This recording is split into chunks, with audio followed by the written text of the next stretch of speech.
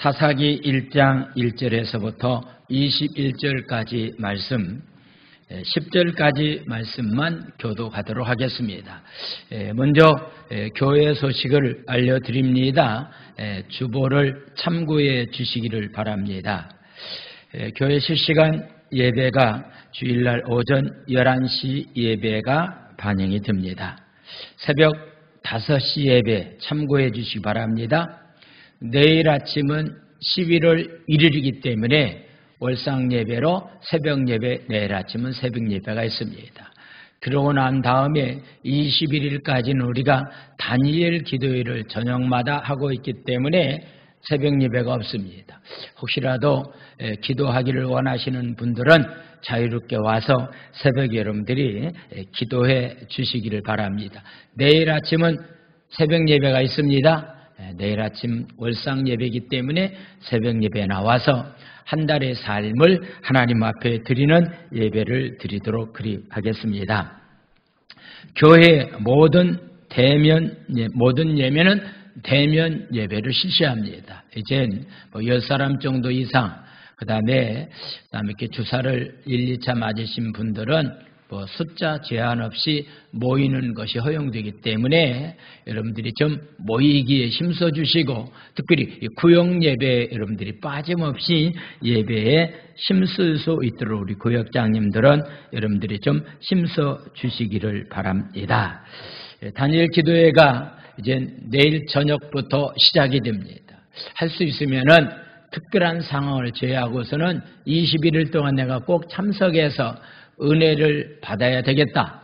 그래서 은혜 받아야만이 새로운 해를 우리가 준비할 수가 있습니다. 그래서 한 분도 빠짐없이 꼭 참석해서 함께 은혜를 나눌 수 있도록 그리해 주시기를 바랍니다.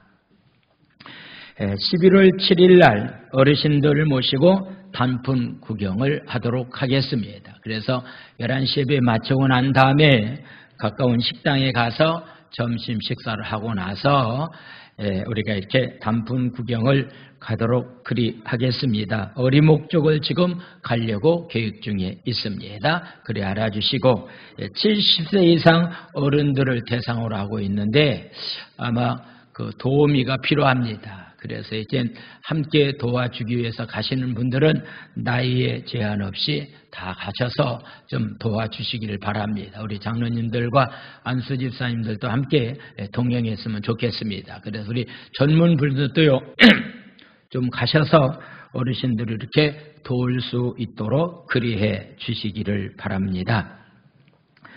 단풍 구경을 위한 따뜻한 옷차림을, 여러분들이 편안한 신발을 꼭 착용해 주시고, 이 행사를 위해서 여러분들이 기도해 주시고, 물질적인 면에서 후원할 수 있는 분들은 후원을 해 주시기를 바랍니다.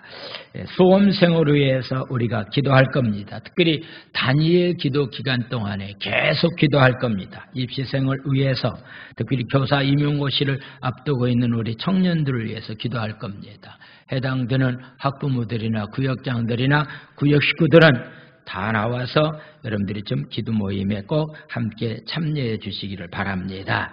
하나님 말씀 사사기 1장 1절에서부터 10절까지 말씀을 보겠습니다. 제가 한 절 읽고 여러분들이 한 절 교독하겠습니다. 큰 소리로 교독합니다. 여호수아가 죽은 후에 이스라엘 자손이 여호와께 여쭈어 이르되, 우리 가운데 누가 먼저 올라가서 가나안 족속과 싸우리까? 여호와께서 이르시되, 유다가 올라갈지니라. 보라, 내가 이 땅을 그의 손에 넘겨주었노라 하시니라.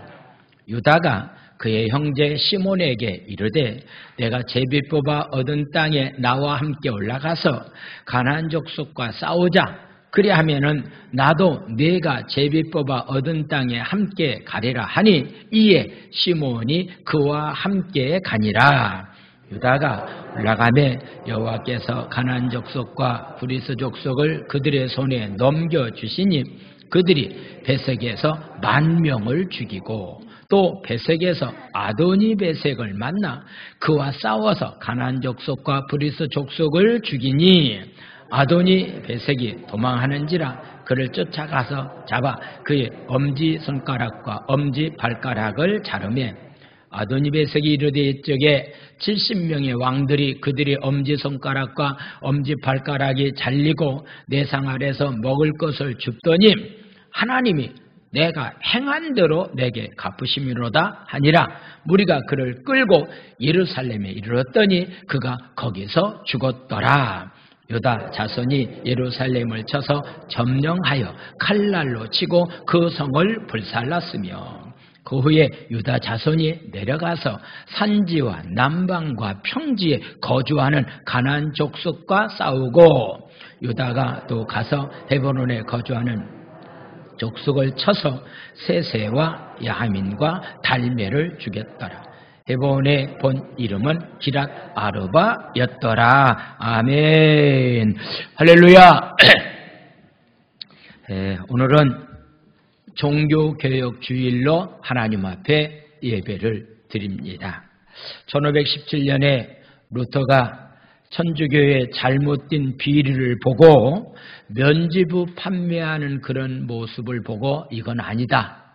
우리가 구원받는 것이 죄 용서함 받고 구원받는 것은 믿음으로 말미암아서 구원받는 것이지 행위로 얻어지는 것은 아니다라고 하는 것을 내세우면서 특별히 이제 우리는 하나님의 말씀으로 돌아가야 된다. 성경으로 돌아가야 된다. 우리가 하나님께 영광 돌리는 자로서의 삶을 살아가는 삶이 되어야 된다라고 하는 이 커다란 주제를 가지고서 95개 논제를 제시하면서 그가 종교개혁을 일으켰습니다. 특별히 우리 504주년 종교개혁 주의를 맞이해서 오늘날 한국교회가 개혁해야 될 만한 것들이 과연 어떤 것인가? 우리 교회가 잘못된 점을 고쳐야 될 만한 것들이 과연 어떤 것인가? 라고 하는 것을 생각하면서 특별히 다음 세대를 준비하는 교회가 되어야 된다. 이 다음 세대를 준비하는 교회가 되어야 된다라고 하는 사실을 말씀을 드리겠습니다. 이미 사사기에 나와 있는 말씀을 여러 차례 새벽마다 말씀을 나눴습니다. 사사기를 기록한 목적, 사사기의 주제는 커다랗게 두 가지를 말씀을 드릴 수가 있는데 첫 번째 말씀은 너희들이 하나님의 약속된 땅 안에 가나안 땅 안에서 삶을 살아가게 될 텐데 이 가나안 땅의 삶을 살아가는 사람들, 즉 원주민들이 가지고 있는 문화, 원주민들이 가지고 있는 풍습, 원주민들이 삶을 살아가고 있었던 우상 숭배를 절대로 너희들은 본받아서는 안 된다. 그러면서 그들과 결혼해서도 안 된다라고 하는 것을 강조하면서 가나안 땅에 살고 있는 사람처럼 삶을 살아서는 안 된다라고 하는 사실을 강조하고 있는 말씀이 바로 사사기에 나와 있는 말씀입니다. 또한 특별히 이 사사기에 나와 있는 말씀은 우리가 하나님의 말씀대로 순종하는 자로서의 삶을 살자.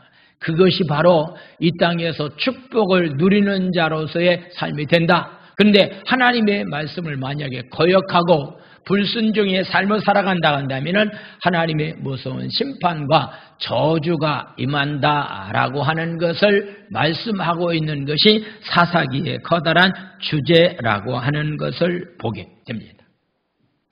사사기 오늘 1장의 시작은 이렇게 시작됩니다. 모세의 대를 이어서 이스라엘 민족의 지도자였던 여호수아라고 하는 사람이 죽음 후에 사사기의 역사가 시작되었다라고서 말씀하고 있습니다. 한 나라의 지도자가 세상을 떠났다. 그러면은 잘못하게 되면은 혼란을 가져오게 되고 백성들은 불안한 가운데서 참된 평안을 누리지 못한 가운데서 삶을 살아가고 있기 때문에 한 지도자가 세상을 떠났다라고 하는 것은요, 굉장히 커다란 다른 문제가 제기될 수가 있다. 그런데 중요한 것은 그 사람이 세상을 떠났다 할지라도 그 사람 대를 이어서 일할 수 있는 지도자가 나온다고 한다면은 문제는 없다. 바로 여호수아가 죽었다 할지라도 여호수아 다음에 일할 만한 귀한 사역자들을 여호수아가 만들어 놓았다고 한다면 문제될 것이 없는데, 여호수아가 죽고 난 다음에 이스라엘 민족들은 하나님의 말씀을 벗어버렸습니다. 하나님을 떠난 가운데 삶을 살았습니다. 그래서 그들이 날마다 전쟁 가운데서, 저주 가운데서 힘들고 어려운 삶을 살았던 것이 바로 사사시대 때의 삶인 것을 보게 됩니다. 하나님께서 이 불안한 가운데 있을 때에 거기에 또 여호수아가 죽고 난 다음에 갈렙이라고 하는 사람이 잠시 사역하고 있는 그런 모습을 보게 됩니다. 그래서 바로 여호수아가 임종을 앞두고 백성들에게 어떤 말씀을 전해 주었는가? 갈렙이라고 하는 사람이 그가 임종을 앞두고 그의 후손들에게, 자녀들에게 어떤 말씀을 전해 주었는가라고 하는 것을 생각하면서 몇 가지의 말씀을 나누겠습니다. 먼저는요, 승리보다도 중요한 것이 있다. 우리가 전쟁터에 나가서 이기는 것보다 더 중요한 것이 있다라고 하는 얘기입니다. 우리의 삶의 현장에서 경제적인 면에서 여유를 누리고 권력을 가지고 부귀 영화를 누리면서 삶을 살아가는 것보다도 더 중요한 것이 있다. 건강하게 이 땅에서 삶을 살아가는 것보다도 우리의 삶 가운데 더 중요한 것이 있는데, 그것이 바로 무엇이냐면은 우리에게 주어진 사명 따라서 순종의 삶을 살아가는 것, 이것이 전쟁에서 이기는 것보다도, 세상적인 면에서 출세한 것보다도 더 중요한 것은 사명감을 가지고 말씀 따라서 삶을 살아가는 삶이 무엇보다도 중요하다라고 하는 그런 말씀입니다. 내년 3월 7일 날 대통령 선거가 있는 줄 알고 있습니다. 이번에 대통령에 출마한 사람, 지금 이쪽에는 한 사람이 이렇게 결정이 났고, 아마도 야쪽에는 이번 주 안으로 아마 결정난다라고 하는 그런 얘기를 듣는데요. 조사에 의하면은 60% 내지 70%에 해당되는 사람들이, 입후보한 사람들이 비호감을 주는 사람이라고 하는 그런 얘기입니다. 적어도 백성들에게 그 사람은 정말로 대통령이 될 만한 사람이라고 하는 호감을 줄 수 있는 사람이 돼야 될 텐데요. 60% 내지 70%에 해당되는 이 후보자들이 여야를 가리지 않고서 비호감을 주는 사람들인데, 지금 이쪽이나 야쪽에 생각하고 있는 것 가운데 하나밖에 없습니다. 대통령만 만들면 된다. 그 사람이 어떤 사람인 것을 떠나서 우리 쪽에서 대통령만 만들면 된다라고 하는 그런 생각을 가지고서 그들이 지금 운동하고 있는 그런 모습을 보게 됩니다. 여러분, 누가 대통령 되느냐라고 하는 거 중요하죠. 그러나 그보다 더 중요한 것은요, 대통령이 될 사람이요, 사명감을 가지고 일하는 것이 어떤 면에서 대통령에 당선되는 것보다도 더 중요하다라고 하는 것을 말씀을 하고 있습니다. 여호수아가 약속의 땅에 대한 하나님의 약속을 온전히 믿는 신실한 일꾼이었습니다. 그래서 모세의 대를 이어서 이스라엘 12지파에게 땅을 분배하는 귀한 역사를 했다라고 하는 것을 보게 됩니다. 그래서 그런 지도자가 죽게 되었을 때에 이스라엘 백성들은 하나님 앞에 나가서 이렇게 약속의 땅을 아직 차지하지 못한 그런 부분이 있는데, 누가 먼저 나가서 그 약속의 땅을 차지해야 됩니까? 라고서 하나님께 이렇게 묻고 있는 그런 모습을 보게 됩니다. 자, 1절에 나와 있는 말씀을 보겠습니다. 여호수아가 죽은 다음에 이스라엘 자손이 여호와께 여쭈어 이르되, 우리 가운데 누가 먼저 올라가서 가나안 족속과 싸워야 됩니까? 라고서 하나님 앞에 물었다라고 하는 그런 얘기입니다. 그랬을 때 하나님은 뭐라고 대답을 했는가라고 하는 하나님의 대답을 한번 들어보겠습니다. 자, 2절에 나와 있는 말씀, 여호와께서 이르시되 유다가 올라갈지니라, 보라 내가 이 땅을 그의 손에 넘겨주었노라 하시니다라고 하는 그런 말씀이 있습니다. 여러분들, 이 말씀을 주의 깊게 여러분들이 봐야 됩니다. 누가 먼저 땅을 차지하기 위해서 전쟁에 나가야 됩니까? 라고 하나님께 물었더니 바로 유다 족속이 먼저 나가라고 말하면서 내가 이 땅을 그의 손에 넘겨주었다라고 하는 그런 말씀을 하고 있습니다. 이것은 바로 앞에 나가서 누가 나가야 됩니까? 물었을 때에 유다가 먼저 나가는데 나가야 될 만한 이유는 하나님께서 그 땅을 너희들의 손에 붙여주었기 때문에 너희들은 그 땅을 차지해야 된다라고 하는 그런 얘기입니다. 자, 여기에 제가 조금 전에 말씀을 드렸던 것처럼 전쟁에서 이기고 지느냐라고 하는 것 중요하지 않습니다. 중요한 것은요, 사명감을 가지고 그 전쟁을 임하느냐라고 하는 자세가 더 중요하다라고 하는 그런 얘기입니다. 그 땅은 하나님이 주신 땅이야. 우리는 그 땅을 들어가서 그 땅을 차지해야 된다라고 하는 사명감을 가지고서 전쟁에 나가면은 그 전쟁은 이기게 됩니다. 할렐루야. 그냥 이기려고만 하고서 전쟁에 나가게 된다고 한다면은, 사명감 없이 전쟁에 나가게 된다고 한다면은요, 거기에 실패가 찾아올 수도 있다라고 하는 것을 우리에게 말씀하고 있습니다. 여러분들이 자녀들, 다음 세대를 위해서 어떻게 양육해야 될 것인가 라고 하는 것을 한번 깊이 생각하는 시간이 되기 원합니다. 그냥 출세만 시키기 위해서 자녀들을 양육한다라고 하는 것은요, 이것은 하나님의 방법은 아닙니다. 하나님의 약속의 말씀을 붙잡고 그 믿음을 가지고 적어도 사명감을 가지고 이 땅에서 사는 목적이 무엇인가라고 하는 것을 분명히 알고서 그런 자녀로 양육시키는 그런 삶이 무엇보다도 중요합니다. 그런데 이런 사명은 혼자의 힘 가지고는 불가능합니다. 거기에는 함께 어떤 면에서 공동체의 운명을 가지고 함께 일하는 자세가 참 중요합니다. 바로 3절에 나와 있는 말씀을 보겠습니다. 3절, 유다가 그의 형제 시몬에게 얘기합니다. 내가 제비 뽑아 얻은 땅에 나와 함께 올라가자. 가나안 족속과 싸우자. 그리하면은 나도 내가 제비 뽑아 얻은 땅에 함께 가리라 하니 이에 시몬이 그와 함께 갔다라고서 말씀하고 있습니다. 유다 지파가 먼저 전쟁에 가서 싸우라.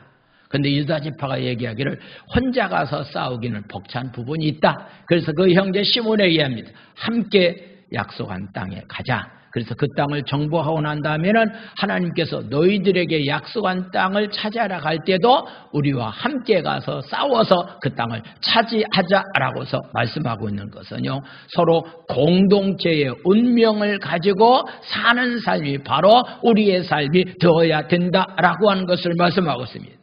다음 세대를 어떻게 양육할 것인가라고 하는 것은 물론 교회 안에서도 다음 세대를 위해서 양육합니다. 그것만 가지고는 안 됩니다. 가정에 가서 부모님들이 다음 세대의 자녀들을 위해서 양육하는 가운데서 삶을 살아가는 삶이 돼야 됩니다. 그래서 교회에서, 부모를 통해서, 그 다음에 가정에서 이 세 사람의 관계가 아름답게 이어져 가면서 다음 세대를 만들어 가야 되는데, 우리 교회는 오래전부터 이 세 가지의 관계를 가지고서 다음 세대를 지금 열심히 준비하고 있다라고 하는 것도 이 시간에 말씀을 드립니다. 중요한 건 사명감을 심어주는 것이 무엇보다도 우리 가운데 중요하다라고 하는 그런 얘기입니다. 그래서 사명을 알고 깨닫는 가운데서 삶을 살아가기만 한다고 한다면은 어떤 시련이, 고난이 우리에게 닥친다 할지라도요, 그 사명감 때문에 그것을 다 이기면서 삶을 살아갈 수 있는, 흔들림이 없는 가운데서 삶을 살아갈 수 있게 된다라고 하는 말씀입니다. 인생을 살다 보면은 예상치 못한 뜻밖의 위기를 만날 때가 굉장히 많이 있습니다. 자신하던 건강을, 자신했던 건강을 잃는 경우도 많이 있습니다. 갑자기 경제적인 면에서 손해를 볼 수도 있습니다. 아주 가까운 사람이 내게서 떠나는 그런 일들이 우리의 삶 가운데 있을 수가 있습니다. 이럴 때 하나님의 백성인 우리는 어떻게 그런 일을 대처할 수가 있겠느냐고서 묻는다고 한다면, 하나님께서 이런 상황 가운데서 나에게 주어진 사명이 무엇인가라고 하는 것을 분명히 알고 사명을 놓치지 않고서 하나님 앞에 나가기만 한다고 한다면 결국 위기를 극복하는 가운데서 삶을 살아갈 수 있게 된다라고 하는 그런 말씀입니다. 지난주에 저는 두 사람으로부터 이렇게 굉장히 힘들고 어렵다라고 하는 그런 소식을 들었습니다.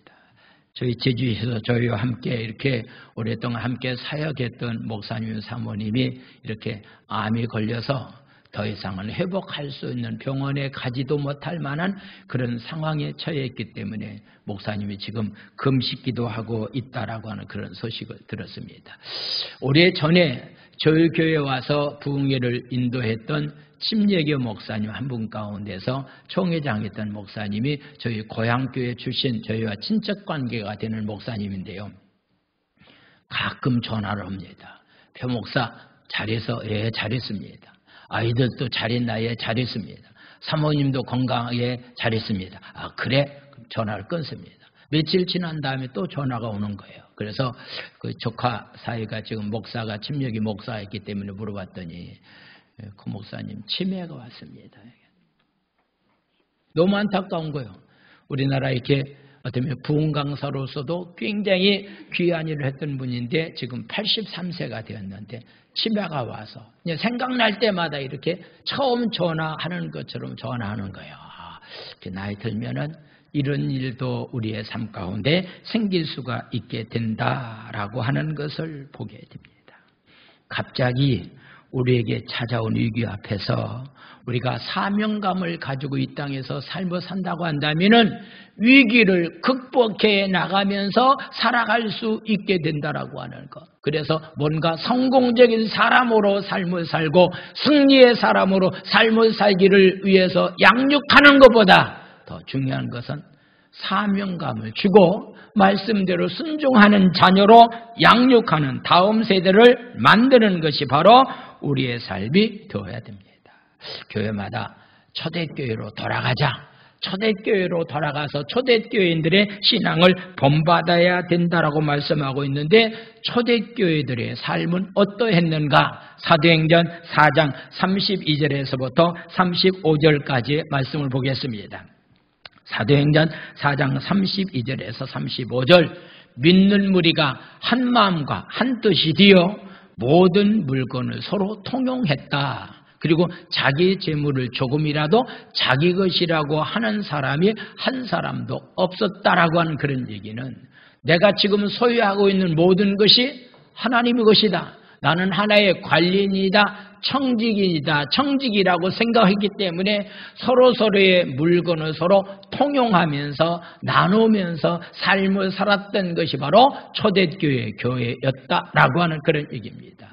이들이 전에는 이렇지 않았습니다. 그런데 성령 받고 난 다음에 우리들이 해야 될 만한 사명은 땅끝까지 복음을 증거하는 증인으로서의 삶을 살아가야 된다라고 하는 그런 사명감을 가지고 삶을 살다 보니까 내 것 내 것을 따지지 아니하고 서로 나누는 가운데서 삶을 살았다라고 하는 그런 얘기입니다. 대통령에 출마한 사람들이 경제에 관한 그런 얘기를 토론하고 있는 그런 얘기를 들었습니다. 자기들 나름대로 어떤 원칙을 가지고 하고 있는데 어떤 분의 얘기를 들어보면은 부자들은 세금을 많이 내라. 부자들이 하는 사업장에 세금을 많이 물리게 해서 그것 가지고서 약한 사람들을 도와주는 그런 가운데서 삶을 살아가는 복지정책을 펴야 된다라고 말하고 있는데요. 아마도 거기에서 반기를 드는 사람들이 굉장히 많이 있는 그런 모습을 보게 됩니다. 돈 많은 사람들이 자원하는 마음을 가지고 기쁜 마음을 가지고 세금을 더 많이 낼 수 있는 상황으로 만들어주는 것이 먼저 있어야 되지. 돈 많은 사람, 기업을 하는 사람들이 무슨 도적질 해가지고 그렇게 되는 것처럼 그런 인식을 가지고 바라본다고 한다면요, 이건 절대로 자유민주 체계 가운데서는 있어서는 아니 될 만한 일이라고 생각을 해보게 됩니다.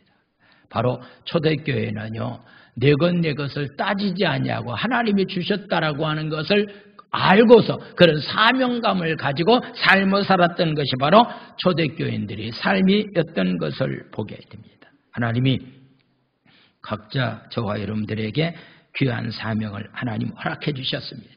우리 교회가 제주 땅에 세워서 이 제주 땅을 위해서 어떻게 사역을 해야 될 것인가라고 하는 사명도 하나님은 우리에게 허락해 주셨습니다. 그러므로 무언가를 이루려고 하는 것보다 더 중요한 것은 사명감을 가지고 말씀대로 순종하기만 하면은 우리가 바라고 원하는 대로 모든 것들이 이루는 자로서의 우리는 삶을 살아갈 수 있게 된다라고 하는 것을 우리에게 말씀하고 있습니다.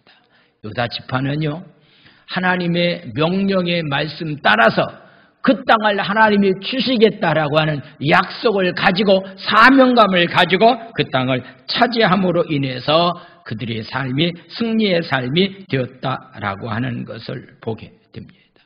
승리하고 난 다음에 순종의 자리를 그들은 떠나지 않았습니다. 오히려 더욱 하나님의 말씀대로 살 것을 확고히 마음 가운데 결단하는 자로서의 삶을 살았다라고 하는 얘기입니다.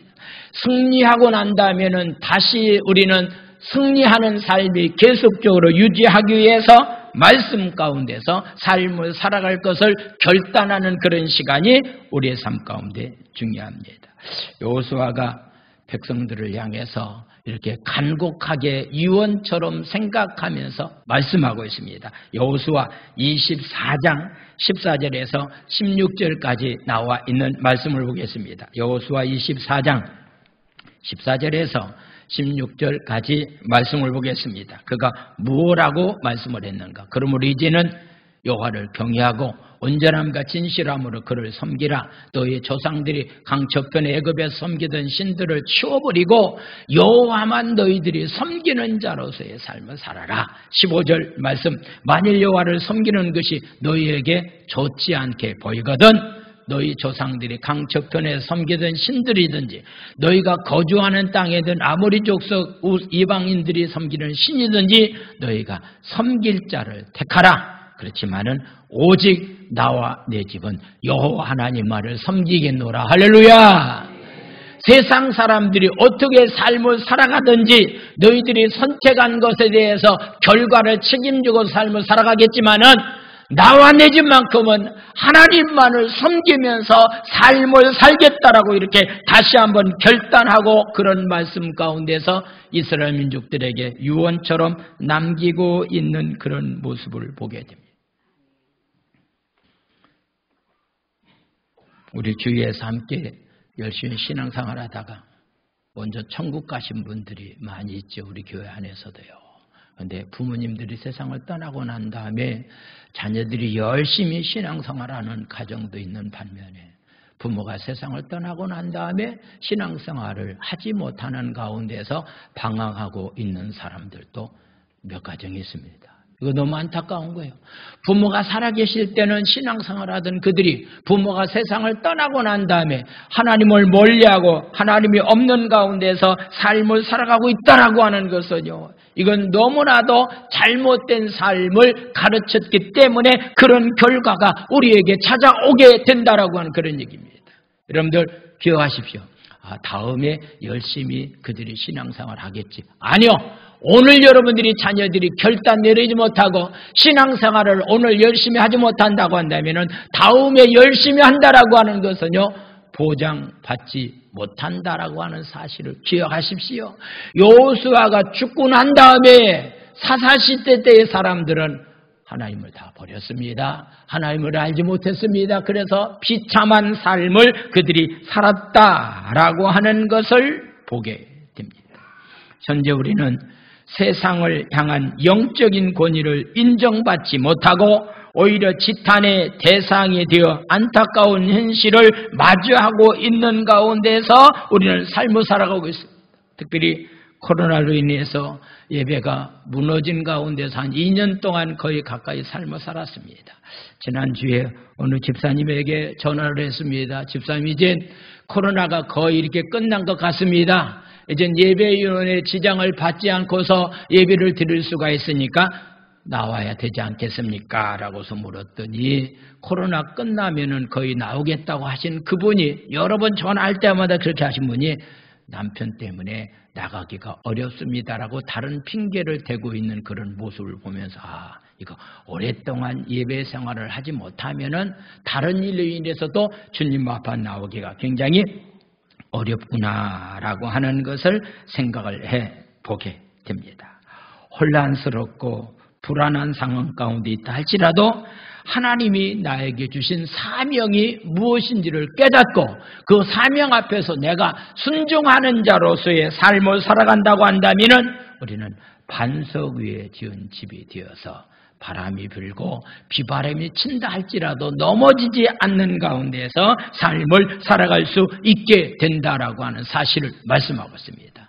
오늘 이 아침 여러분들이 다음 세대를 위해서 여러분들이 자녀들에게 확실하게 가르쳐야 될 만한 것이 있다고 한다면 승리보다 중요한 것은 사명감을 가지고 너는 살아야 된다라고 하는 사실을 가르쳐주고 삶을 살아가는 것이 무엇보다도 중요합니다. 두 번째는요, 믿음의 사람 갈렙을 통해서 우리에게 주는 교훈이 하나 있다고 한다면 믿음을 전수시키라고 하는 그런 얘기입니다. 여러분들이 자녀들에게 믿음을 전수시키는 자로서의 삶을 살아가야 됩니다. 우리 교회 학교에서 다음 세대를 위해서 믿음만큼은 그들이 잃어버리지 않고서 믿음대로 삶을 살아갈 수 있도록 전수시켜주는 것은 참 중요하다라고 하는 그런 얘기입니다. 갈렙은요, 다른 사람과 달랐습니다. 그의 자녀들에게 믿음을 철저히 어떤 면에서 심어주었고 전수시켜 주셨다라고 하는 것을 보게 되는데 이 갈렙이 가지고 있는 신앙을 한번 보겠습니다. 이거 어떤 신앙을 가졌는가?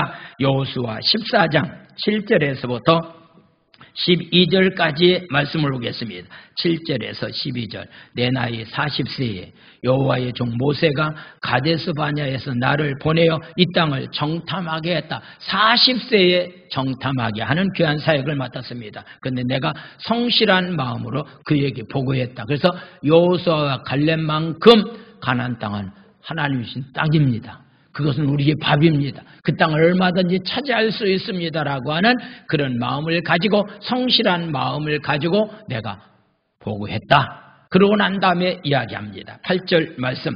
나와 함께 올라갔던 내 형제들은 백성이 간담을 높게 하였으나 나는 내 하나님 여호와께 충성했다라고 하는 것. 10사람은 안 됩니다. 그 땅을 차지하지 못합니다. 그래서 백성들의 마음을 간담을 높게 하고 불안을 조성해서 그들은 원망과 불평하는 자리에 처했지만은 나는 그렇게 하지 않았습니다. 나는 여호와 하나님께 충성했습니다. 하나님의 약속의 말씀을 반드시 믿었다라고 하는 그런 얘기입니다. 9절 말씀을 보겠습니다.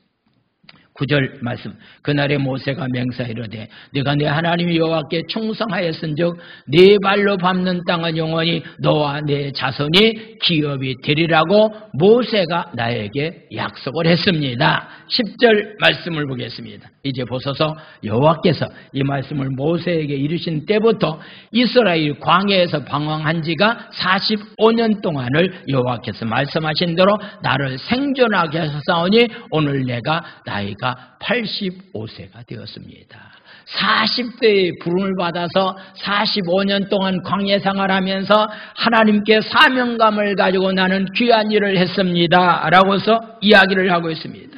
자, 여러분, 이렇게 귀한 일을 했다고 한다면 약속의 땅을 분배받았을 때 얼마든지 자기의 목을 요구할 수 있는 사람이 아닙니까? 왜냐하면 모세를 위해서, 여호수아를 위해서 백성들이 땅을 차지하는 일에 아주 귀하게 쓰임받았기 때문에 한 목을 요구할 수도 있는 그런 상황입니다. 나이가 이젠 85세가 되었습니다. 11절 말씀 보겠습니다. 11절. 모세가 나를 보내던 날과 같이 오늘도 내가 여전히 강건합니다. 하나님 나에게 건강 주셨습니다. 내 힘이 그때나 지금이나 같아서 싸움이나 출입에 어떤 일이든지 나는 감당할 수가 있습니다라고서 말하고 있는 겁니다.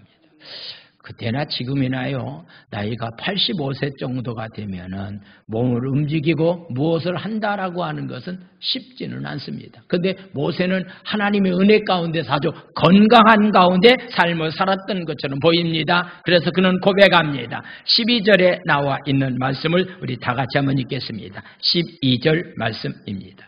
읽습니다. 시작. 그날에 여호와께서 말씀하신 이 산지를 지금 내게 주소서. 당신도 그날에 들으셨거니와 그곳에는 아낙 사람이 있고 그 성읍들은 크고 견고할지라도 여호와께서 나와 함께 하시면 내가 여호와께서 말씀하신 대로 그들을 쫓아내리이다 하니. 할렐루야. 어느 땅을 달라고 요구하고 있습니까? 어느 땅입니까? 양을 치기에 좋은 땅, 양을 치기에 어떤 면에서 굉장히 좋은 환경을 가지고 있는 땅, 사람 살기에 굉장히 편안한 그런 땅을 요구하지 않습니다. 어떤 땅을 달라고 얘기하고 있죠? 산지를 달라는 거예요. 산지. 쉽게 얘기하면 험한 산과 같은 그 땅을, 다른 사람들은 그 땅을 원치 않기 때문에 나는 그 땅을 하나님 앞에 달라고 이렇게 요구하고 있는 그런 모습을 보게 됩니다. 얼마든지 자기의 목을 내세우면서 권리를 주장할 수 있는 그런 입장이지만은 아니다. 나는 다른 사람들이 가기가 싫어하는 산지를 하나님 나에게 주세요. 나는 그곳을 차지하고서 삶을 살겠습니다. 라고서 이렇게 고백하고 있는 갈렙은요, 이것은 보통 믿음의 사람이 아니다라고 하는 그런 얘기입니다. 가령 뭐 그런 일은 있을 수가 없지만은요, 우리 교회가 차지하고 있는 땅이 약 한 300평 정도의 땅이 됩니다. 만약에 300명의 교인들에게 땅을 다 나눠서 분배해 준다고 한다면 여러분들 좀 어떤 땅을 갖기를 원합니까? 그냥 이쪽의 땅입니까? 도로변의 땅입니까? 어떤 땅을 갖기를 원합니까? 말씀하십시오. 원하는 대로 나눠줄 테니까.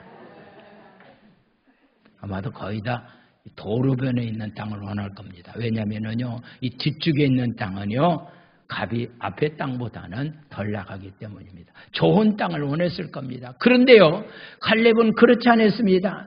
다른 사람이 싫어하고 힘들고 있는 그 땅을 하나님 앞에 달라고 이렇게 간구하고 있는 그런 모습을 보게 됩니다.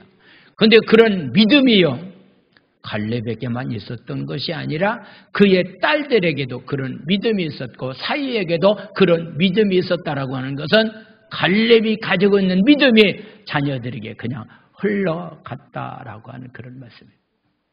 사랑하는 성도 여러분, 여러분들이 가지고 있는 믿음이요, 그냥 자녀들에게 흘러가는 거예요. 저절로 생기는 것이 아니다라고 하는 그런 말씀입니다. 그래서 어떻게 흘러갔는가라고 하는 그런 말씀을 보겠습니다. 자, 11절에서 12절, 13절에 나와 있는 말씀을 한번 보겠습니다. 12절, 13절. 갈렙이 말하기를 길에 세배를 쳐서 그것을 점령하는 사람에게는 내 딸 악사를 아내로 주겠다. 지금 이렇게 사윗감을 이렇게 찾는데 하나님의 약속된 그 땅을 쳐서 그 땅을 차지하는 사람에게 자기는 딸을 주게 해서 사위를 삼겠다라고서 말합니다. 자, 13절에 나와 있는 말씀을 보겠습니다. 갈렙의 아우 그나스의 아들인 온니엘이 그것을 점령하였으므로 갈렙이 그의 딸 악사를 그에게 아내로 주었다라고 말하고 있는데 계산해 보니까요, 사촌끼리 결혼했더라고요. 하나님의 약속된 땅이기 때문에 너희들은 그 땅을 차지하는 사람을 만약에 차지하기를 원하는 사람이 있다고 하면 딸을 주겠다고 하면서 약속의 땅을 받기를 원하는 믿음을 가지고 있는 그런 모습을 보게 됩니다. 이미 결혼해서 사는 사람들은 이미 뭐겠지만은 아직도 결혼시켜야 될 만한 자녀가 있다고 한다면요, 여러분들이 사윗감을, 어떤 사윗감을 얻기를 원합니까? 여러분들이 어떤 며느리를 얻기를 원합니까? 아마도 각자 조건이 다르라고 생각되지만은 공통적인 조건이 하나 있다고 한다면은 아마도 좋은 가문에서 성장한 사람, 좋은 대학을 나온 사람, 경제적인 면에서 좀 여유가 있는 사람, 좋은 직장을 다니는 사람, 이것이 아마도 자격을 어떤 면에서 이야기한다면은 이런 이야기를 많이 할 것이다라고 생각을 해보게 됩니다. 그러나 기억하십시오. 이것도 중요하지만은요, 중요한 것은 좋은 신앙의 가문에서 성장했는가, 그가 지금 믿음을 가지고서 삶을 살아가고 있는가 없는가라고 하는 것이 바로 우리 신앙인들이 선택해야 될 만한 기준과 조건이 되어야 될 텐데, 세상 사람들처럼 똑같이 세상적인 조건을 가지고 여러분들이 만약에 며느리나 여러분들이 만약에 어떤 면에서 사익감을 얻으려고 한다면 이것은 말씀과는 벗어난 일이다라고 하는 것을 보게 됩니다. 갈렙은 딸의 과정을 통해서 다음 세대에게 신실하신 하나님을 신뢰하고 용감히 순종해서 살도록 가르치기를 위해서 이 땅은 하나님 주신 땅이기 때문에 그 약속의 말씀을 믿고서 그 땅을 차지하려고 하는 사람에게 자기의 딸을 주고 사위를 삼았다라고 하는 얘기입니다. 그런데 오늘날 많은 부모가 하나님의 약속보다는요, 본인의 어떤 능력과 실력을 믿고 살도록 가르치는 그런 세상이 되었습니다. 시험 기간에는 예배를 드리지 않는다는 것을 당연히 허용하는 그런 경우들이 굉장히 많이 있습니다. 학원 가는 일 때문에 주일 성수를 못하고 그런 일들을 하는 그런 교육을 시키는 사람들도 없지 않아 있습니다. 시험 성적이 오르고 원하는 학교에 진학하고 좋은 직장에 들어가서 승진하면은 그것이 하나님 앞에 영광 돌리는 일이라고 생각하면서 그런 교육 방침을 가지고 자녀들을 양육하는 가운데서 삶을 살아가고 있다고 한다면요, 이건 아닙니다.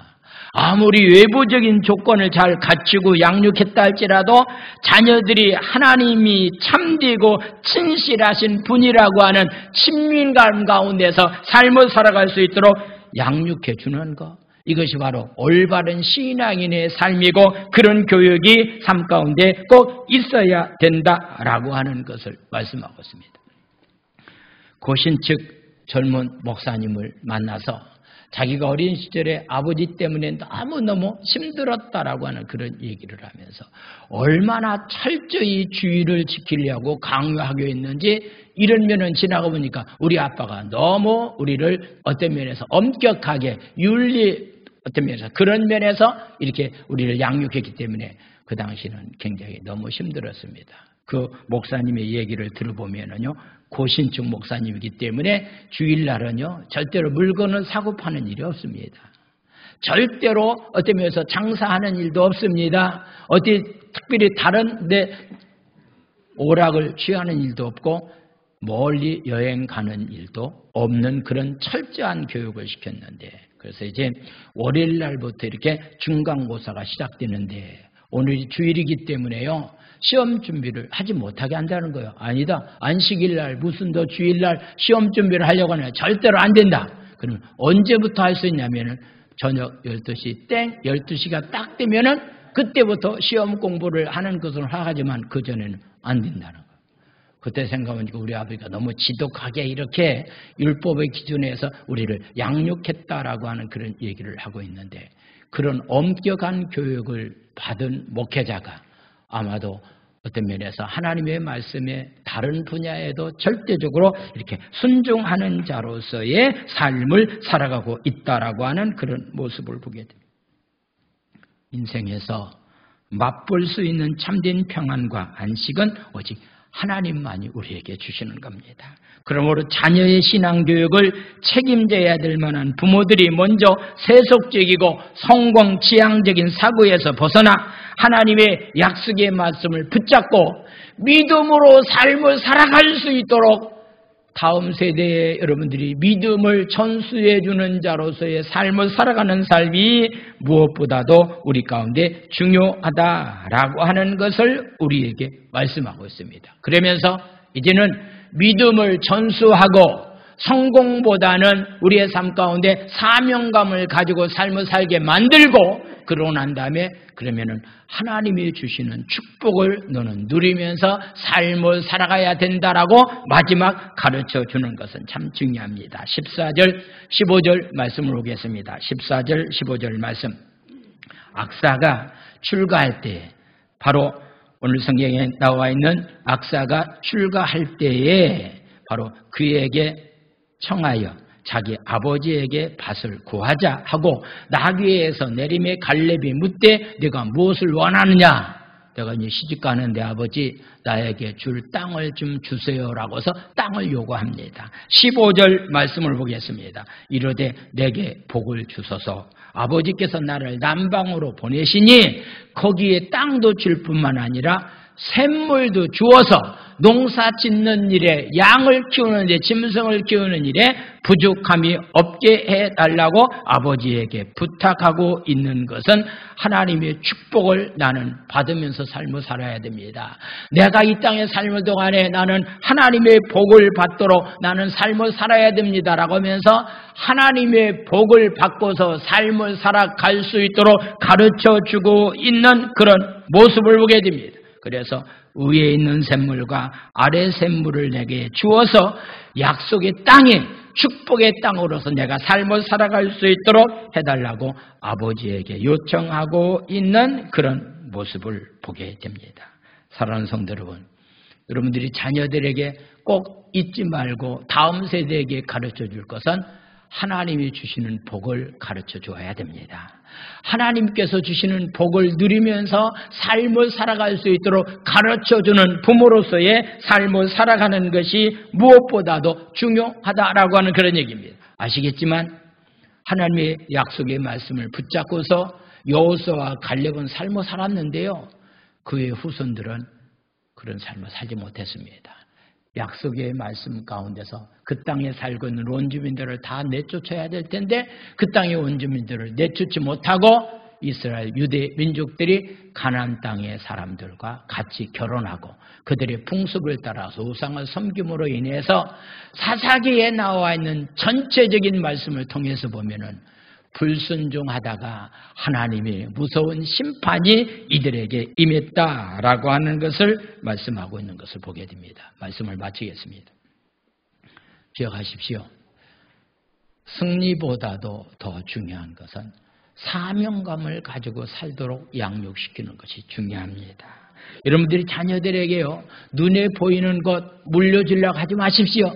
여러분들이 자녀들에게 물려줄 것이 있다고 한다면 믿음입니다. 믿음이 없는 자녀들에게 재산을 물려주면 그 재산은 독이 됩니다. 그 재산 때문에, 물질 때문에 하나님을 더 멀리하게 만들고 오히려 죄를 짓게 만드는 것이기 때문에 여러분들 자녀에게 믿음을 전수하는 자녀들이 되기 원합니다. 특별히 하나님께서 주시는 영적인 축복을 사모하면서 삶을 살아가도록 자녀를 양육하고 다음 세대를 잘 양육하면서 삶을 살아갈 수 있는 여러분들의 삶이 되기를 예수님의 이름으로 축원을 드립니다. 할렐루야. 자, 기도합니다. 이 시간에 말씀을 생각하시면서 승리보다도 중요한 것은 사명과 순종의 삶을 살아가는 것, 자녀들에게 믿음을 전수시키고 하나님의 복을 취하면서 삶을 살아갈 수 있도록 양육해주는 것이 무엇보다도 중요합니다. 나의 사랑하는 자녀들에게 이렇게 말씀 가운데서 양육하지 못했다고 한다면 다음 세대가 끊어질 수밖에 없다는 사실을 기억하고 이 말씀의 근거에서 삶을 살기를 원합니다. 우리 주여 삼창한 다음에 우리 통성으로 부르짖어 기도합니다. 주여, 주여, 주여. 할렐루야, 할렐루야. 하나님 아버지를 찬양합니다. 아버지 하나님, 아버지 여호수아가 죽고 난 다음에 갈렙이라고 하는 사람이 죽고 난 다음에 하나님 다음 세대를 잘 양육하지 못함으로 말미암아서 그들이 하나님 아버지 가나안 땅의 삶을 살아가면서 가나안 땅 사람처럼 삶을 살아가고 우상을 숭배하게 됩니다. 하나님의 축복을 받지 못한 가운데서 날마다 싸우면서 아버지 하나님 그들이 삶을 살아가고 있는 악한 모습을 보게 되는데 하나님 아버지 오늘 말씀을 듣고 하나님 사랑하는 자녀들에게 하나님 이 땅에서 하나님 사명감을 가지고 삶을 살게 도와주시고 아버지 그들이 믿음을 가지고 삶을 살게 도와주시고 하나님께서 주시는 축복을 누리면서 삶을 살아갈 수 있도록 하나님 자녀들을 하나님 잘 양육하는 삶들이 다 될 수 있도록 하나님 아버지 은혜를 허락하여 주시옵소서.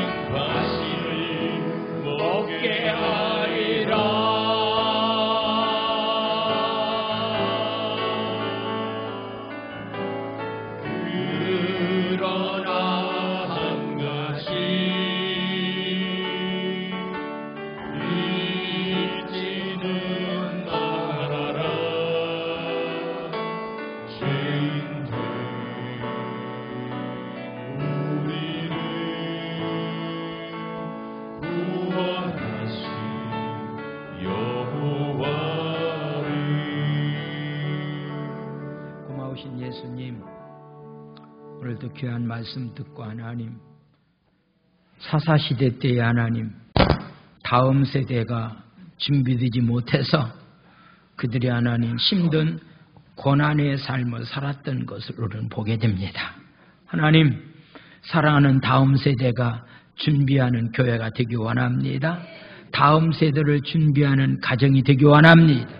이를 위해서 수고하는 우리 교사들에게 하나님께서 축복하여 주시고, 이를 위해서 수고하는 우리 부모님들에게 하나님 아버지 축복하여 주셔서 다음 세대가 하나님 아버지여 사명감을 가지고 살아갈 수 있도록 양육시키는 자들이 다 되기 원합니다. 다음 세대가 하나님 아버지여 믿음을 가지고 하나님 삶을 살아갈 수 있는 시대가 되기를 원합니다. 하나님께서 주시는 축복을 드리면서 삶을 살아갈 수 있는 다음 세대로 잘 양육시키기를 원합니다. 여호수아가 모세가 살아있을 때는 그들이 하나님의 말씀에 근거해서 하나님 삶을 살았지만은 그들이 세상을 떠나고 난 다음에 아버지 하나님, 그들은 세상 사람들과 가난한 사람들과 다를 바가 없는 삶을 살다가 고난의 역경 가운데 삶을 살았던 사사시대 때의 삶의 모습을 보게 됩니다.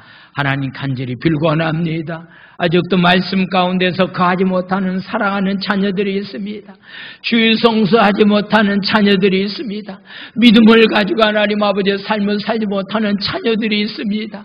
아버지, 이들을 위해서 하나님 눈물을 흘리면서 이들이 말씀 안에서 믿음 안에서 하나님 삶을 살아갈 수 있는 자녀를 양육시키기 위해서 먼저 부모들이 힘쓰기를 원합니다. 교회에서 우리 교사들이 힘쓰기를 원합니다. 아버지, 목회자들이 일에 힘쓰므로 인해서 정말로 제주 순복음교 안에 있는 공동체가 다음 세대가 아름답게 하나님 아버지여 세워져 갈 수 있도록 축복하여 주시옵소서. 오늘 또한 시간 드리고 마음을 드리고 예물을 드려오니 주님 복 내려주시고, 육체 연약함 가운데서 하나님 오늘도 주님 전을 찾지 못하는 자들이 있는데 하나님의 은혜가 그들에게 임하기 원합니다. 하나님의 은혜가 그들에게 임하기를 원합니다. 십자가의 보혈의 능력으로 깨끗이 치료하여 주시고, 장기가 또한 예배를 드리지 못한 가운데서 예배가 무너진 가정들이 너무 많이 있는데 긍휼을 베풀어 주셔서 다시 그들이 예배가 회복되는 놀라운 은혜와 축복을 베풀어 주시옵소서. 오늘 귀한 예물 드린 손길에 주님 축복해 주시고, 이 귀한 예물이 특별히 다음 세대를 양육하는 일에 귀하게 쓰임받을 수 있도록 복 내려 주시옵소서. 예수님의 이름으로 감사하며 축복 기도 드려옵나이다. 아멘. 할렐루야.